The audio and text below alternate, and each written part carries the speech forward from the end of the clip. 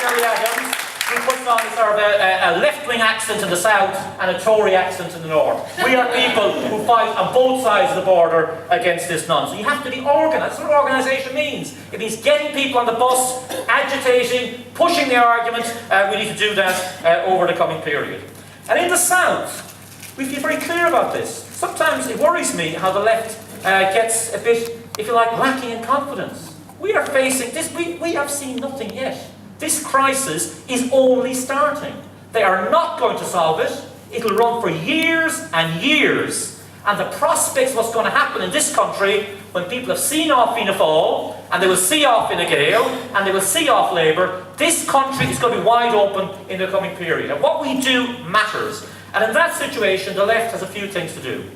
It's got to be extremely confident in putting across simple, practical ideas about what has to be done about the crisis.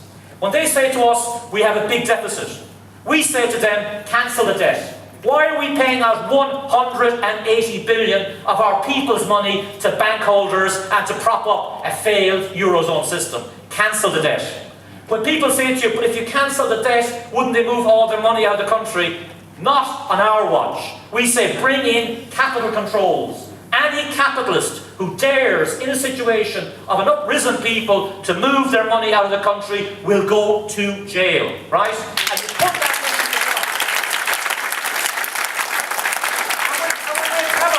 into the it's so legally complicated. You can't do anything about Gerry giving 27 houses to Margaret because you can't bring in retrospective legislation. Are you joking? Are you joking? We are taking our 27 houses off it. And we want, these are simple things, popular, simple socialist arguments. When they say they want transparency, we say yes, we want financial transparency. We want everybody who's got assets of more than 50,000 beyond the family home in this emergency situation to make a declaration of their assets so that we can impose a global financial tax. Why is it so difficult? If it happens to the unemployed, why can't it happen to people who are wealthy? These are simple, practical measures. And one other thing we've got to convince people of. The problem in our society is that capital, the wealth, is controlled by a few. We've always objected to that. But now we're in a situation where the wealth is not just controlled by the few, they will not even behave like capitalists and actually invest and create jobs. 48 billion is made in profits in this country each year. The level of investment has fallen by about 71%. 8 billion or so is now being invested in job creation, if you like, just in creating factories and jobs. We have to say to every capitalist in this country that you haven't got a socialist revolution yet, but we've got a practical measure. If you dare try not to use that money to create jobs, to help our people to get out of an emergency, we are going to socialise your capital. We are taking it off you.